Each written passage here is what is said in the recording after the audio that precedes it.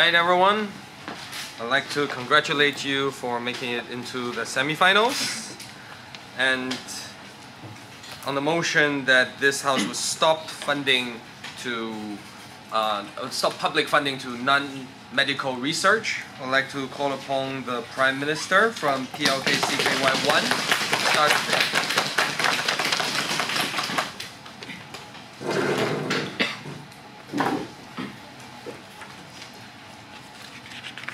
Good afternoon, ladies and gentlemen, members of the floor. Today, as the government of the United States of America, we here propose that the government should in fact stop all public funding for non-medical research. And in the following speech, I'll first talk about the priorities of our current government and the limited resources that the government has, and the advantages of opening non-medical research to private funding companies. First of all, the priority of our government is definitely not only it is not non-medical research, but many other aspects of our nation. For instance, medical research, defense, social welfare. These aspects of the society definitely requires the government to put in more funding in order to solve the root problems of our nation. And as a matter of fact, as we can see from news around the world, there are more and more cases of strange and mutated lethal illnesses, viruses, bacteria. For example, the new SARS in Saudi Arabia, avian flu in Asia, and more locally, swine flu in the United States. So clearly, there is a threat for this instance, and it is clear that medical research is part of the priorities of our government, and our government should, in fact, be putting more money from reducing the public funding in non-medical research and putting it on medical research, and apart from this, defense, social welfare, and which my Deputy Prime Minister would elaborate more. Can you please justify why other aspects of research, such as urban planning or engineering, is so important to the societal development doesn't matter comparing to medical research?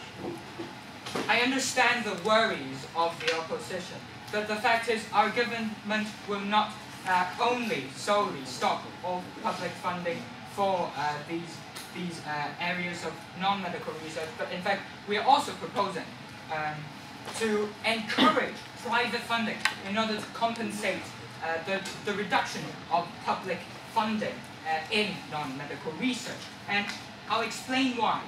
Firstly, the government doesn't really need to be that worried in putting too much of our resources on medical research, because we could rely on the private market. It is proved successful that private funding, private companies allows competition in the free market. And so as a result to the free market, as a result to this space and medium for private companies to develop, to compete, it actually is more beneficial to the society overall, to our people, to the country. Through competition, private companies would certainly develop better research, and as a result, it would simply help advance our technology in non-medical aspects. And of course, in fact, in terms of medical research, there is already private funding, private companies doing so. And I would like to stress the fact that the government wants to focus on those aspects. And I would also like to justify why we are reducing non-medical research, because there is more and more problems in our society, as I've mentioned, defense, social welfare. As the population grows, as our burden and expenditure for these these aspects of the country grows, it is essential for the government to find one of the aspects to reduce the budget and funding for it. Sir, yes, please. we have market failure in the United States. That's what we have market failure in all places. That's why the government needs to do so.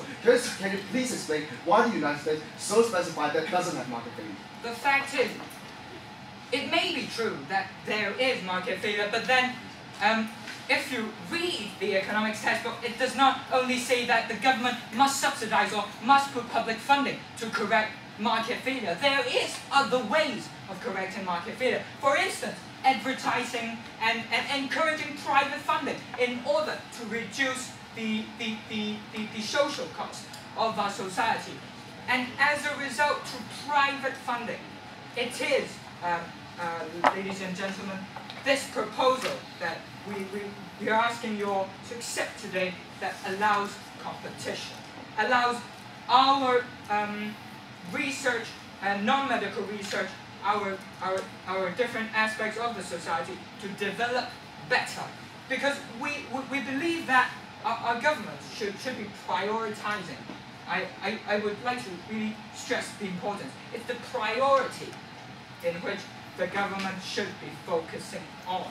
And I'm going to elaborate a bit more on in terms of defense and stuff like that. Like as we grow as a nation that is important in the global community, there is in fact a lot of expenditure, and therefore if we are to consolidate this position, then we will be using more and more funding. And as a result of that, as a result of defense, these considerations and social welfare in which I've already mentioned, then it is important that we must reduce the funding, the public funding for these non-medical research. And for all these reasons, today's motion must stand. Thank you.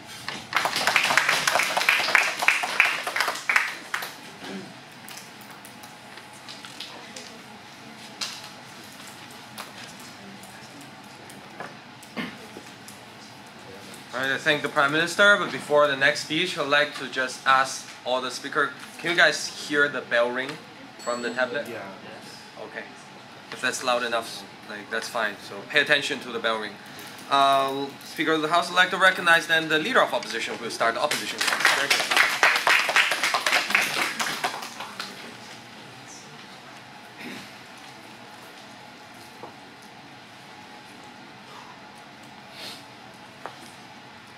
Ladies and gentlemen, utilitarianism is the fundamental yardstick that side opposition strongly stands for. And we think that in this debate, whether we should be caring about the idea of individual self-interest as advanced by side proposition versus the idea of protecting a society in terms of long-term developments and social good, we opposition would demonstrate that social good is the better way out.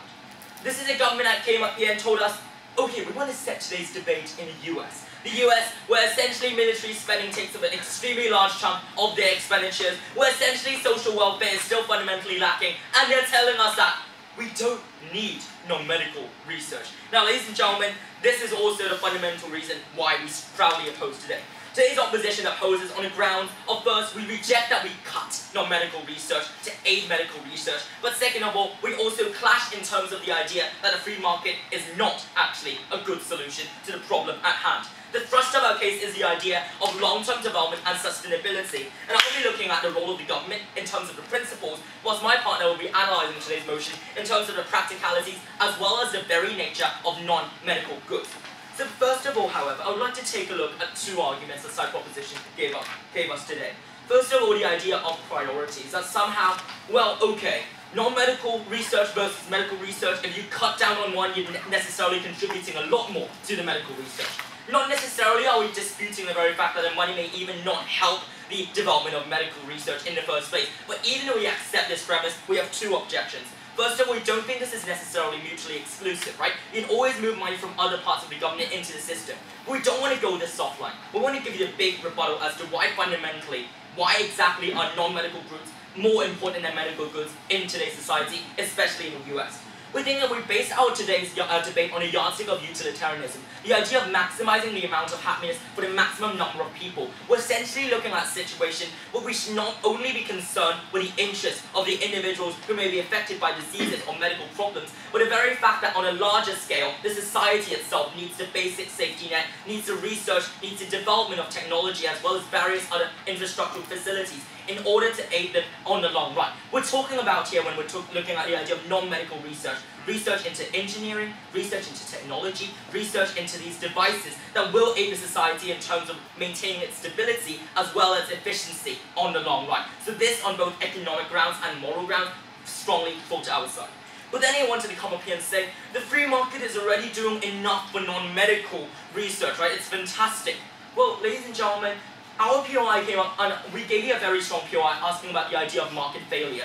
They wanted to respond to us by saying, well, there are other ways of resolving market failure.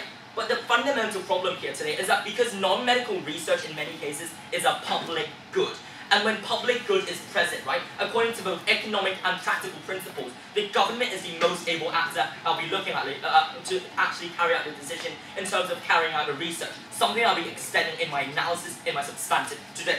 But ultimately, we also argue that free market is problematic in the essence that it creates a sense of oligopoly. The very fact that the dominant firms out there with excessive technology concentrated in one area already means that these firms are able to jack up the prices in terms of non-medical research. What's the problem then? When free market clearly fails, like in the US, actually, believe it or not, it really does fail in the US, we argue that the government therefore has to step in. And that is only when we look at the debate in the US. But I'm here to tell you that this debate also functions regardless of location, but on a principle matter. And I'll be proving this by defending the status quo. Ladies and gentlemen, we think the status quo right now is justified because in many cases when you look at the mechanism driving forward non-medical research, right, it is often the best people getting whatever the funding that they actually deserve. And the funding is proportional to the merits of the proposals. We also see a very tight check and balance mechanisms in a majority of Western liberal democracies, where when people want funding for the projects, they have to at least devise a very sophisticated set of regulations, guidelines, and already monitored in terms of how they're going to push this forward. That is when public funding comes in to support these projects, and we think that this is a good thing because of something I'm going to be looking at in my first substantive point today, the role of the government. We think that in many cases, the role of the government is not only about looking at the self-interest of individuals, but the very fact that the self-interest often results in disastrous consequences in today's society. The idea of the tragedy of the commons means that looking only into medical research or protecting your own welfare, etc., can only get you so far. We think the fundamental duty of the government is to maximize universal welfare, in the essence that because we recognize the self-interest of the people, the government's job is to base on people's trust to reach a compromise by taking in different people's needs across the society, not only the people who are currently sick or affected by diseases, but also the people who are living in a disadvantaged situation or people requiring assistance in terms of technology, engineering, and other mechanisms I've talked about earlier on. In many cases, we argue that this is necessary, and even though there may not be immediate benefits or immediate tangible consequences, this is important in several ways. We argue that because a government is often quite visionary in its ability to make decisions, that it is made out of a rather strong sense of leadership at its very core, and that ultimately, because of its ability or authority to coordinate information and drive forward social development, it is the best actor in funding non-medical research. But why exactly then does this pertain particularly to long-term efficiency? We think long-term efficiency and non-medical research are hinged upon the idea that you may not see the immediate benefits right now. Like you won't be able to save people's lives immediately. But this is something that your future generations, your future generations will aid on the long run. The R&D process, research and development process, is a long-run process that enables your society to push forward its economic capital, as well as supporting your society at its very vulnerable situation in terms of developing its infrastructure, as well as the fact of empowering it in advancing in today's society. However, why exactly then do we need to push for funding? We think funding is principally justified as a form of strong support. That we think that when the state has such a responsibility, it needs to therefore transfer such a duty into real action by funding it through monetary incentives and monetary means, as a means of recognizing the merits of individual proposals, but also as a way of fulfilling its duty as the government. Moving on to the second idea of the common good, which my second speaker will talk about, right? The idea of common good is essentially when we recognize individuals may want something for themselves in terms of living a better life for themselves, but may not actually achieve this when they're looking at non-medical research. So why then does it still work? We think that when individuals have their identities as citizens, when their entire society rests upon the idea of reciprocity, that your own contribution to your society may one day help yourself by contributing to public funding towards non-medical research. They're buying an insurance for themselves and the future, in the future. And ultimately, we argue, therefore, this is an extension of existing civil duties that therefore legitimize in principle the entire proposal. So because we truly understand the moral grounds of today's debate, because we truly believe that their model doesn't really practically solve the problem, we therefore believe that this motion must and will step forward. Thank you.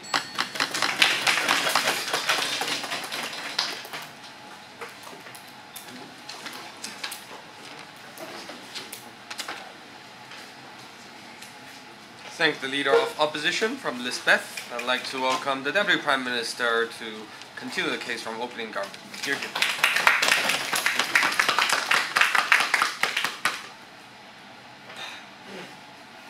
Ladies and gentlemen, from the first two speakers, from our Prime Minister and the Leader of the Opposition, we can simply see that there's a discussion of whether, by cutting down the public funding on non-medical research, will enhance our efficiency or allocating resources.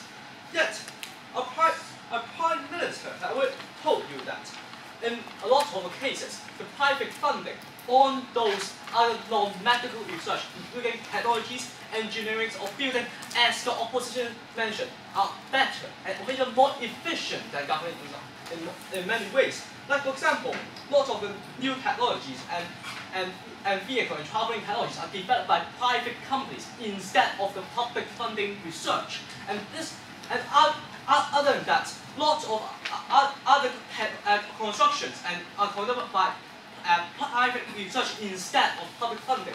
Yet, medical research is so important that even dealing with this even dealing with this cutting cost case, we cannot neglect government intervention because it is simply due to the life and death causes by the medical issues. And in addition, although we are saying that we are cutting down those non-medical research fundings, yet it does not necessarily mean that the government would not be able to correct market failure after the technology are being released. It's just that the government are not trying to intervene those researchers or being too inefficient due to the government intervention. Thank you. And the opposite, so therefore, opposition's points of saying that having a long-term benefit with the more public funding on non-medical research is actually non-valid, since that in many cases, non-medical research are more efficient and better with better results without this public funding. This is also our stress that the importance of this medical research over all other research, and that's why we shall still invest more resources on than using the government resources, because it affects the whole society and the welfare and the society's welfare. And as our Prime Minister stated, there's also rising of medical issues all around the world in every country, and including US.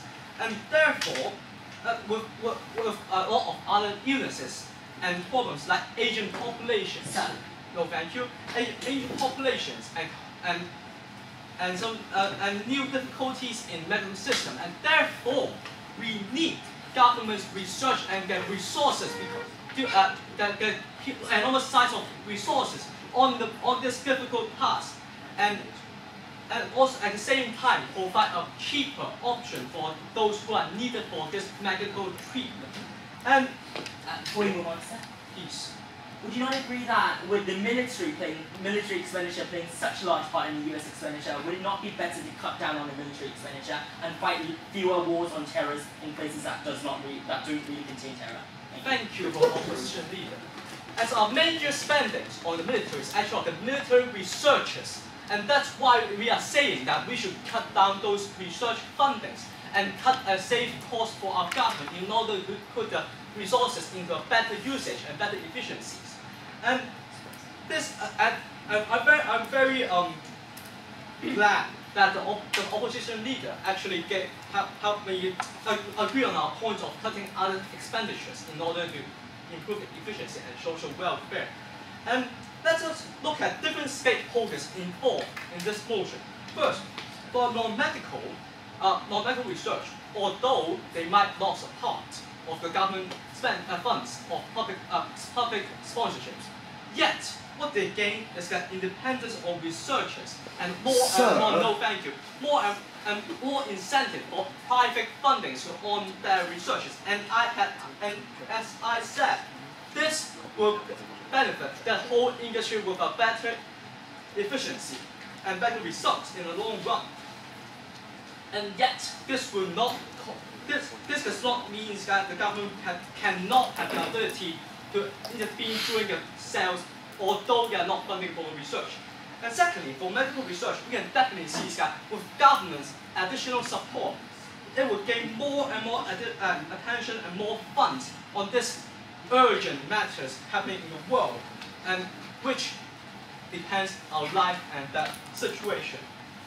And for the society as a whole, we can see a better usage of resources from the government by allocating resources on more urgent cases like medical research instead of those well privately developed non-medical research such as engineering and technologies. And for other private research. So are you keeping on this status that this motion is going to be implemented for a long time, that we only focus on medical research and not focusing on anything that benefits our societal development? Thank you. I'm not saying that other research will not benefit on our society. Yes, as I stated, most of the other non-medical research are already well developed by our private industries, including lots of large companies and lots of many professional researchers and universities cooperating.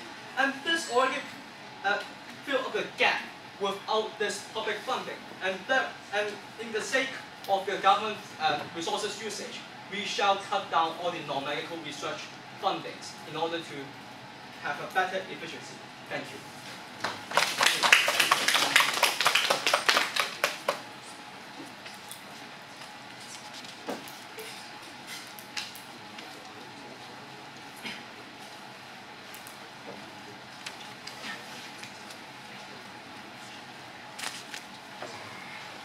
I thank the Deputy Prime Minister, and may I now welcome the Deputy Leader of Opposition.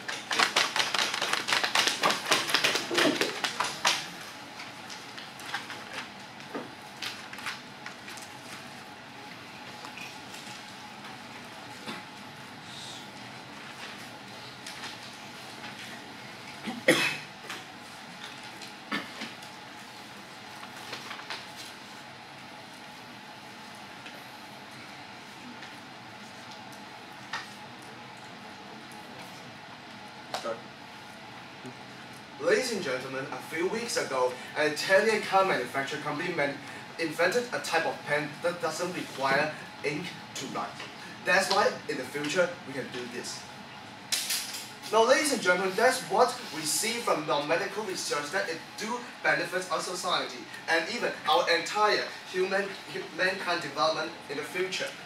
Now, today I would like to end the uphouse debate by extending my opposition's leader's case by exploring into the nature and importance of non-medical research to the societal, national, and mankind development. And I'm also going to talk about the two main consequences of passing this motion, which is monopoly of these non-medical research and also unemployment problem, which will lead back to a very slow development of these non-medical research. Now, but before we move on to my substantives, I would like to take a further exploitation of the government's case. Now, basically, the government today, firstly, they never deal with any of our principles and just saying that, oh, these private fundings are going to work. But the first question I would like to ask is that how, because they never proved that why private fundings are so much better than public fundings, that the government doesn't need to, shouldn't take role in this place. But secondly,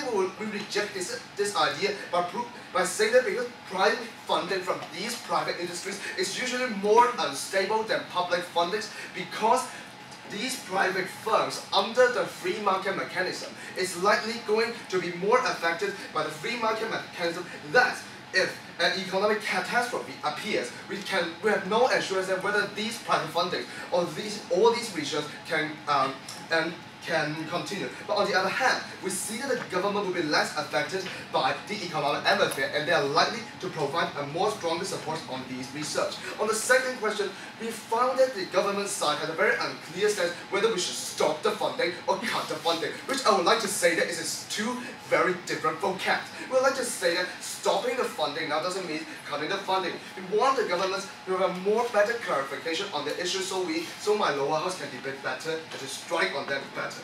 And thirdly, they have talked about the idea of the United States. So ladies and gentlemen, we see that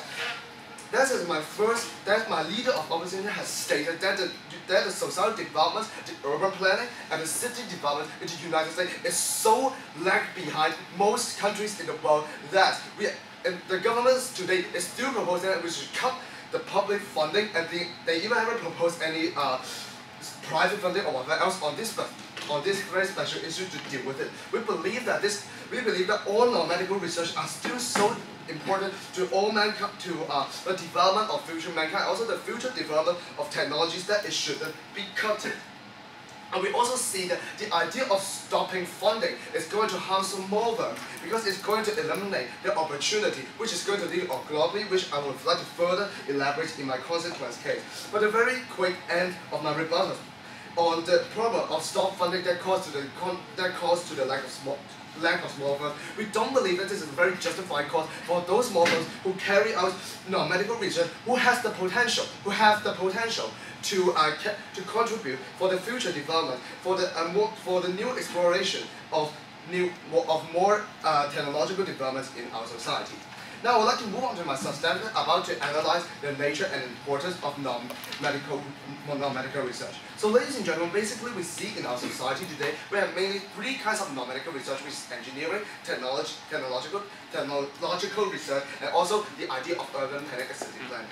We see that I would like to analyze them very briefly from one by one. We see from first idea of engineering, we see that the non-medical research of engineering actually benefits to what we so-called as transportation, to also for the further mobility and globalization of the globe. That's actually help to develop our society much better, to link our society much more closer and level, even leading to new technologies. As my first case, I've told you that the type of car that the Italian has found that it doesn't use that have proved that doesn't use ink to write is a type of engineering research. Now the second idea about technological research, we see that the idea of technological research, for example,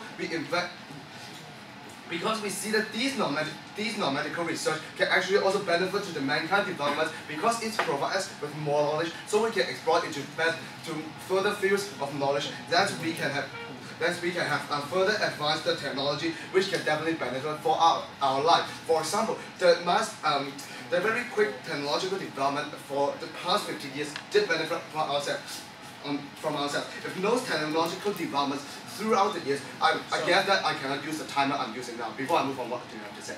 By saying that we already have enough funding in the private market for non-medical research and not enough funding for the medical research, why shall we still misuse our funds on use it in... So we reject on the idea of the misuse of funds. We believe that the use of funds is still appropriate, and we believe that it is already enough in most cases.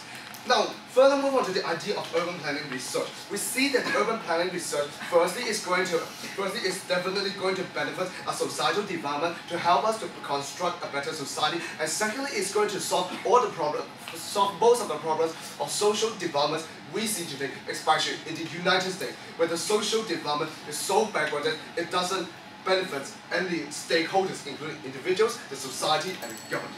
We see that it is also kind of But from medical research, it still holds the same importance as medical research because we see that knowledge acquired from non-medical research can always be applied into our daily life and also to use them to future development. That's why we see that based on two ideas of necessity and importance of these non-medical research, we shouldn't stop funding it. Now quickly move on to the idea of consequence. We see there are two main consequences today. First is the idea of lobby, which already kind of elaborated in my first speaker. We see that the idea of allocable here is only when these fundings are cut, or most of the small firms will are forced to close down because they don't have enough rent, because they don't have enough funding for them or support for them to carry out these medical research. Now, what do we see from here? We see that it's likely that only large firms will survive, and this causes the problem of high setting. Because the large firms, under this circumstance, from lack of competition, can act as a price setter. And further on, we see that the problem of unemployment also exists because when most of our small firms close down, lots of researchers will be unemployed. We don't believe this is justified for them. Thank you.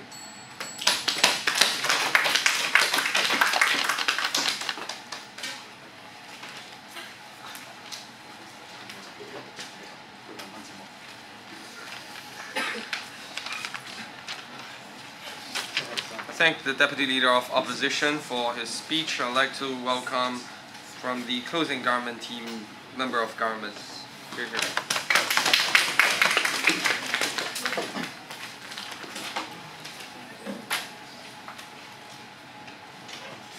Mr. Speaker, ladies and gentlemen, life and death are serious matter, and life is the most precious thing for a human.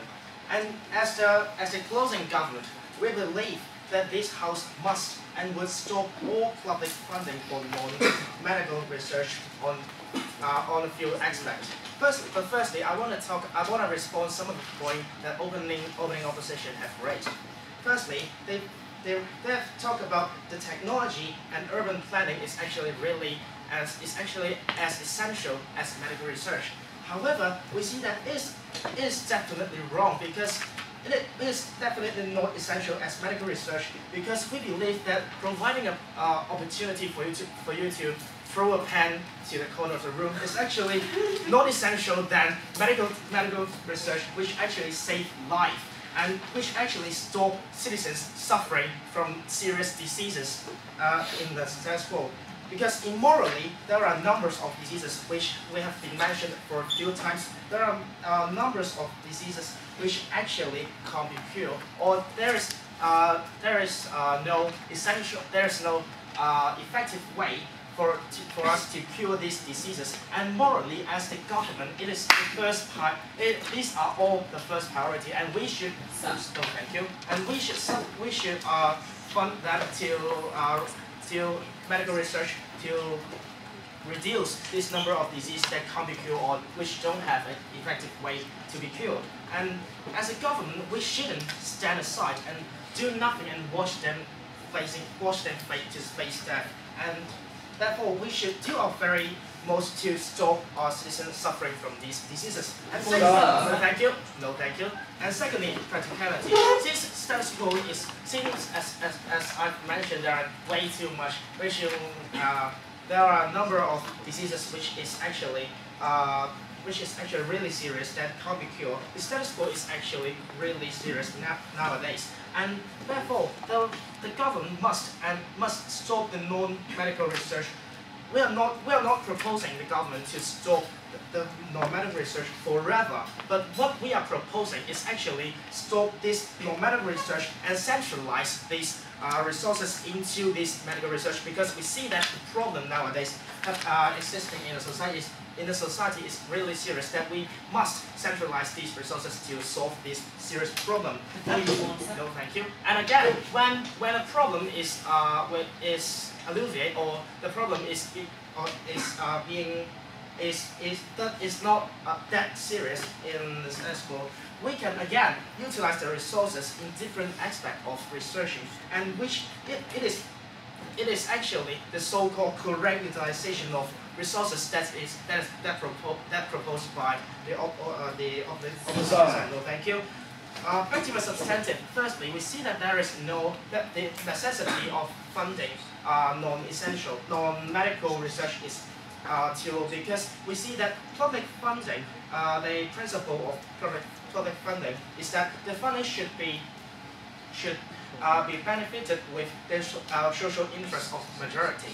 And we see that since this money and contributed, since this money is actually contributed by the taxpayer, the government will have the absolute duty to provide resources for the government to fund researchers which actually save their life, and the government have the duty to adopt the rational criteria to identify which is actually most essential and most urgent research or subsidy, which we've identified that as medical research in the status quo. And the problem that under the status quo is, I've mentioned many times, as there is still many diseases. Yes. Exactly. How would you like to respond to the idea of utilitarianism that I set out very clear as a paradigm for opposition in terms of the fact that these social groups can benefit, in fact, the most numbers in the society? Please address our paradigm for utilitarianism. Yes, we understand that. However, we see that the problem of disease, the problem in medical aspect is way too serious, and therefore we should utilize these resources to solve the most serious problem. No, thank you. The most serious problem that we have identified is the medical problem, and utilize the resources again in other aspects of researches. And back to my speech, and since we see that there are many diseases can't be cured, or they don't have an effective way to cure these diseases, such as AIDS, such as cancer, which actually have taken away billions of valuable life for a human. And we see that, however, there are many there are many non-essential researches which with a less priority is actually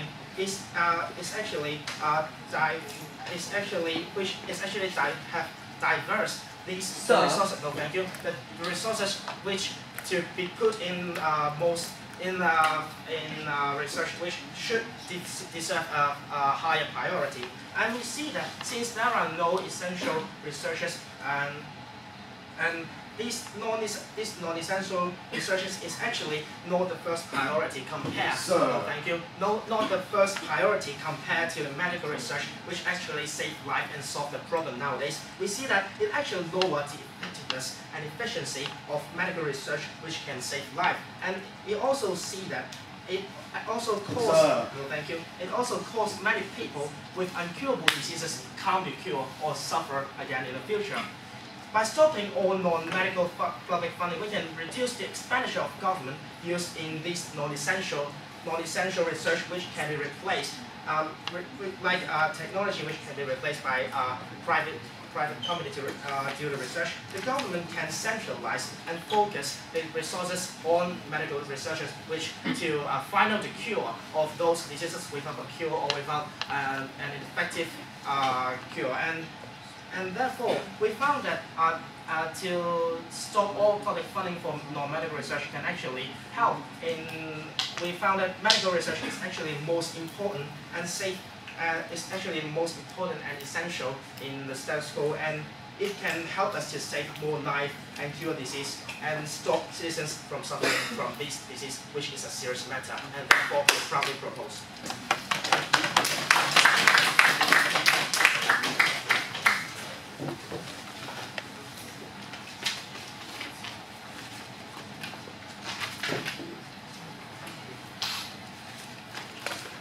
Thank the member of government. I now invite the member of opposition from opposing opposition, Raimondi, to continue this debate.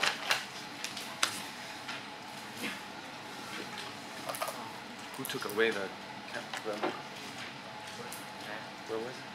The microphone. The microphone should be on the back. All right. Okay, so ladies and gentlemen, today we see an opposition which thinks that non-medical research do not save lives, whereas only medical research saves lives. Now we don't see this the case. First of all, I'm going to tell you some rebuttal. Now, they say that we should put all the resources, the public funding to non-medical funding, resources to the research, to medical funding, because it saves life. Now we don't see this the case. We see non-medical research also saves life. For example, anti-earthquake structure, dams, they save millions of lives, ladies and gentlemen. We see this, it actually helps, it actually is as important as the medical research, which also saves millions of lives. We don't see why side government is prioritizing them as lower, as they do not save lives at all. Now we don't see this is the case. Now second of all, they told us that, well, disease is a very big problem nowadays. Now we see that this is one of the problems. There are millions of other problems that we need to deal with. So in my speech today, I'm going to tell you why only the government is able to do such research that no other people will be willing to do, and that I'm going to show you how by not having these kind of research is going to have a social instability and its impact. Now, we see that these people are, the side government told us that, well, disease is a very big problem now. We see this one of the problems, and I would like to tell the government that we have been escaped from the life of escaping from the mouth of a lion for 5,000 years. Nowadays, we do not care only about our life, our survival. We also care about the quality of our life and how to improve it so that we can live much longer. Okay.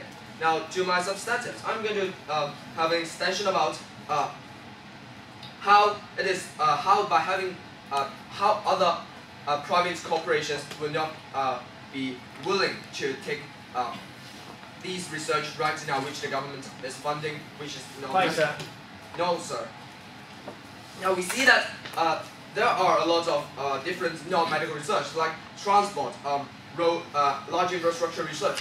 These are very large research. These can't be dealt by a company. These can only be dealt with by the government, which the government have the most resource. We see this is the case. These are very important structures. We see these are very important research, which only the government has the ability to do so. Without the government doing this kind of research, without the government funding these research, we don't see how these research are going to happen just by itself. How do you justify that? How Siemens developing the railway by themselves, and then also like Boyan. Okay, I get your point. Now he told us some examples about large infrastructure which some companies were able to develop. Now we see this is not the ability of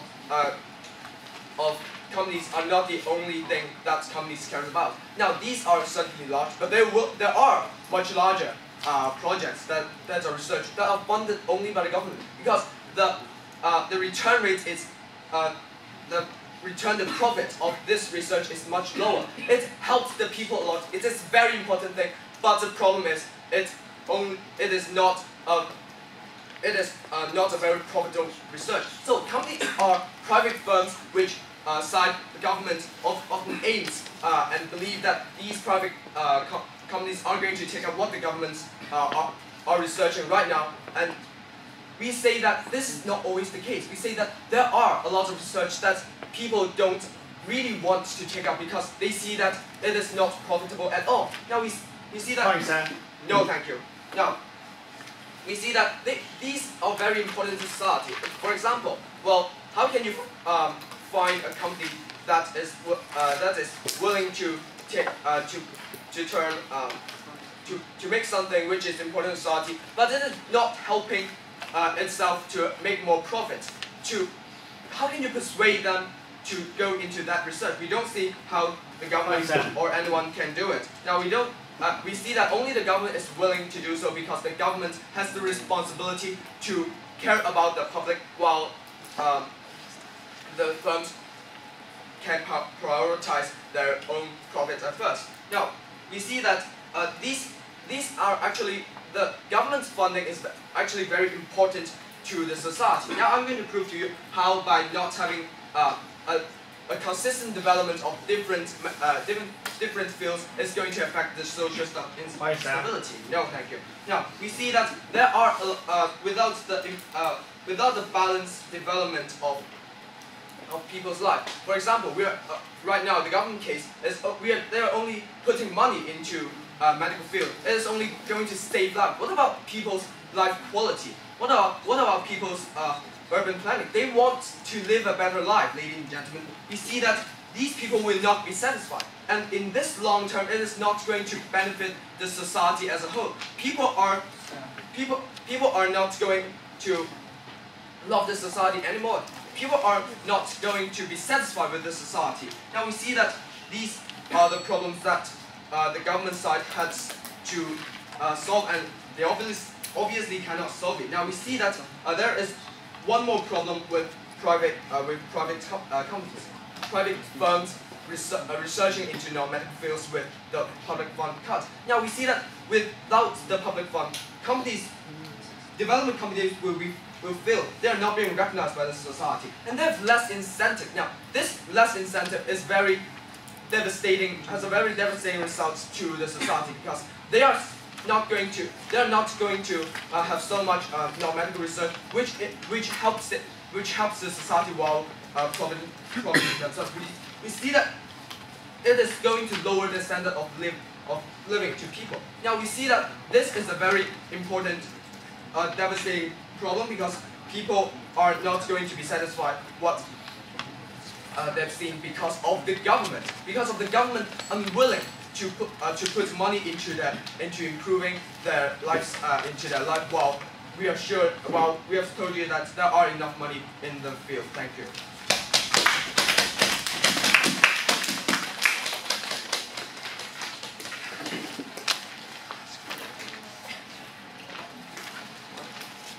Thank the member of opposition, and to close the case for the government side, I'd like to welcome the government whip speaker.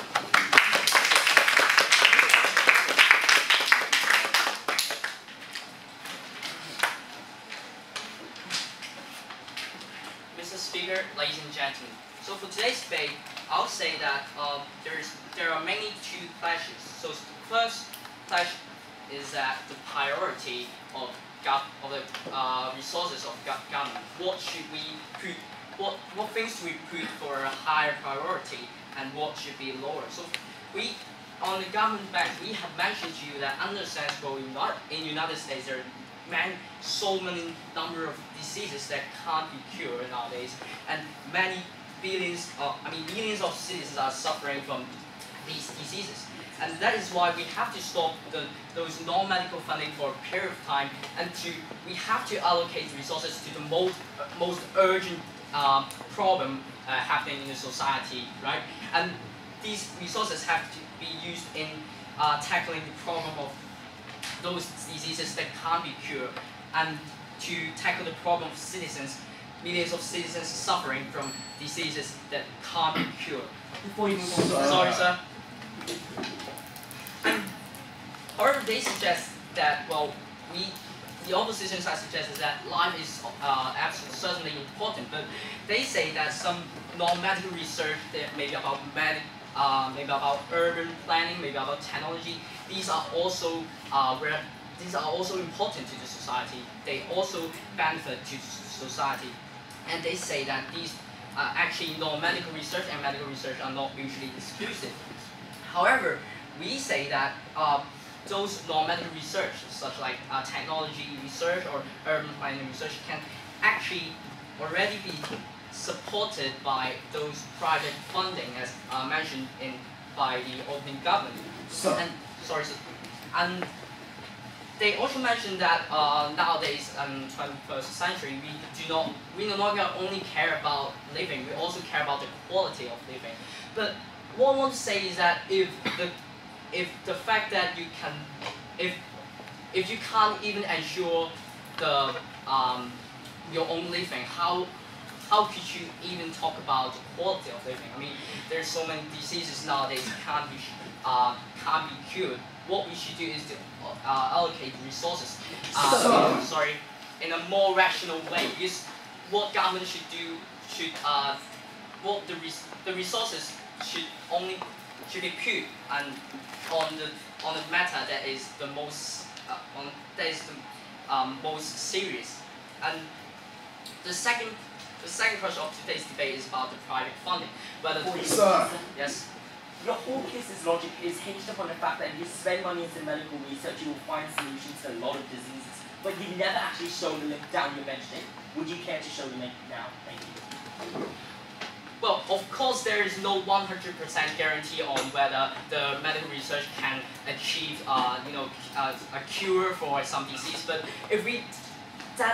even if those research can't succeed 100%, the government still have a duty to put resources on this research, because this research has a possibility to tackle the most serious problem nowadays, which is the diseases that can't be cured, which is the lives that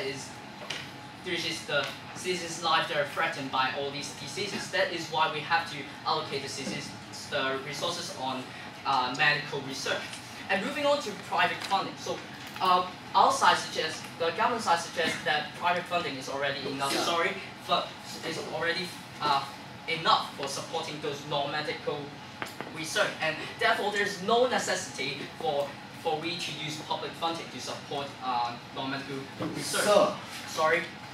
And what I want to say is that they mention that private funding is no way better than public funding, because they say private funding is always unstable because it is always affected by the free market mechanism. But what I want to say is that free market mechanism is actually the reason why it makes private funding even more better than public funding. So there is a fundamental problem caused by public funding. So let's say if all research, no matter non-medical or medical research, are all supported by government, then those researchers can just basically completely rely on the government's funding.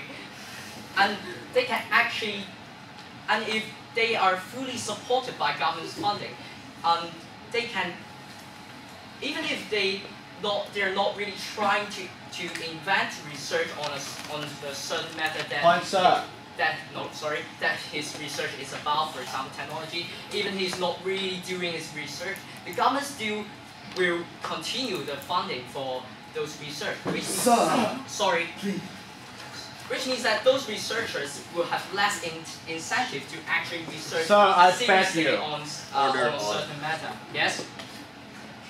So basically what you're saying is that private funding is so much better than public funding. Then why don't we just privately fund medical research as well? Well, the reason why we are funding those medical research by the public funding is that the advantages of public funding is that it's stable. At least we can ensure that there will be a stable monetary support for those research. But however, if it's government supporting those researchers will have less incentive to research seriously, because they will eventually be funded by government anyway, even if they have researched nothing. However, if it's private funding by free market mechanism, government will not interfere the market, and therefore the market failure may likely to be occur, and there will be risk. But that is exactly where it encourages competition between different private companies. If there is risk, they tend to give out even more funding to ensure that their research will success, and they can compete with other private companies. And this can actually bring advantages that the funding on those research will be more and more. And therefore, we see that private funding is actually already enough for those non-medical research. And therefore, what government should do is to only focus the public funding on medical research. Thank you.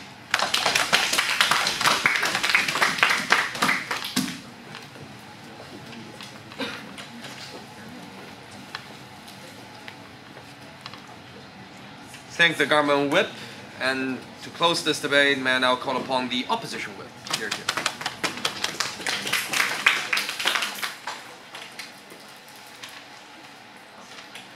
Ladies and gentlemen, today on side opposition, we see that we have a government here that is extremely terrified about diseases, and they say that diseases is the most important problem that has to be dealt with right now. Now on side opposition, we see that this is not the case, and we see that the debate has gone into three major clashes. I will analyze them one by one. The first one is that, is medical research inherently more important than other forms of research? Second of all, is there a need to actually promote this proposal? And third of all, the consequences of this proposal. Will it bring good or will it bring bad? On side opposition, we see that all of these clashes has actually failed to our side, ultimately. Why is that? On to the first clash. Side government came out again and again saying that diseases, viruses, bacteria, they are all very scary. They kill people constantly. It has to be dealt with. What I'd like to say is that people die because of car crashes, people die because of house fires, and people also die because of a lot of other reasons. We see that there is actually no justification for you to say that because people die of diseases, we should put all of our resources into developing medical supplies for them to save lives. We see that this is not true. We see that if you're going to say that diseases are this terrifying, we see that other forms of ways of actually people dying are just as terrifying. We see that by improving technology, by improving engineering, and by improving urban planning, we can also deal with other forms of other reasons of people dying. We see that the need of actually developing all of these other technologies is just as important than this medical research. We see that it is unjustified and it is ridiculous for the government to say that other forms of research are not important in a way that we should not care about it and we should put all of our resources into medical research. Second of all, they came up and said that there is a need to promote... Yes? We are not trying to dispute the importance of other research, but however, medical research nowadays is the most important and most essential to save life and to find a cure of these diseases. Yes, sir, I get your point. And therefore we should utilize the resources. Again and again, they say that medical research is very important because people die of diseases. We see that basically just as I've said, other forms of research, other forms of technology are just as important. Again and again, they've said that people die of diseases, and this is the major problem in the society. We never saw enough justification and explanation as to why this is the most important and most problematic problem of all of these problems. We see that basically they came up again and again saying that people die of diseases, they are in dire need of medical supplies. We say that what happens if you have all these medicine, but you don't have the appropriate transportation to put them in the right place? We see that all of these other forms of technologies, other forms of research is just as important. None of them should be put aside from another, and we see that all of them should be on the same ground, and therefore it is unjust and ridiculous for the government to say that medical research is the best and the most important one. And therefore we refuse the idea of putting all of our current available resources into developing medical supplies. Second of all, on the second clash, is there a need to promote this proposal? Again, as I've told you, they have came up telling us that, well, if these medical research receive more funding, then somehow miraculously we will find cure for these diseases. We never saw the logical link between the two. All they came up and keep on saying is that there is a chance that they will have better cure, better medicine if they have more money. And then on side opposition, we equally say that with more money, maybe car industries can make better cars so people won't die of car crashing. It's just the same. We see that basically all of these arguments they've given us, how there is a need for us to promote this proposal, is absolutely ridiculous. We see that all along, all they've been saying is denying the root of the problem, that is that every single field of technology needs resources to develop to let people have a higher standard of living, and ultimately to let them live safely in a way that all of the problems can be solved, or the problems will no longer be a concern. And this is what the government has been advocating the whole time. But what they fail to see is that ultimately the consequences of this proposal. and this brings me to my third clash about how it actually brings more harm than good.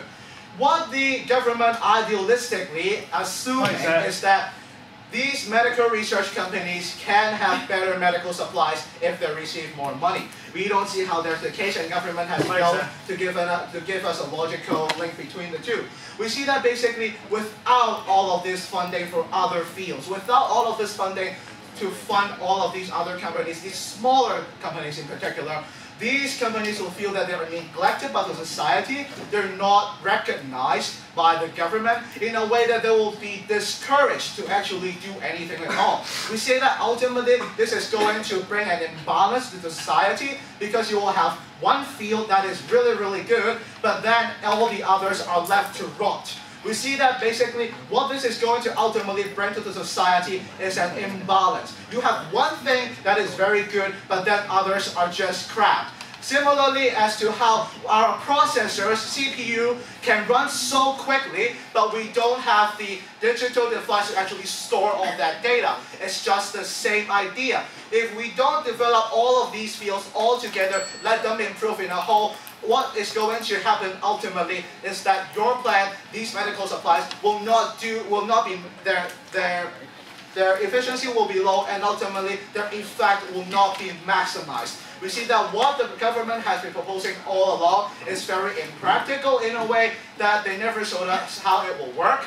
Second of all, they have idealistically think that something is going to happen just because they got more money, and we never saw the justification behind it. And third of all, they have failed to see the harmful effects of this proposal. And they have been again and again ignoring all of the points that was given by our side. They just say that ultimately, well, we will have better medication for all of these people. We disagree. We say that even if you have better medication, you won't have enough transportation and so on and so forth to get these medical supplies to the right places in the right hands. And ultimately we say that because it brings imbalance to the society, because it has harmful effects on the society, and because there is actually no need at all to promote this proposal, we are very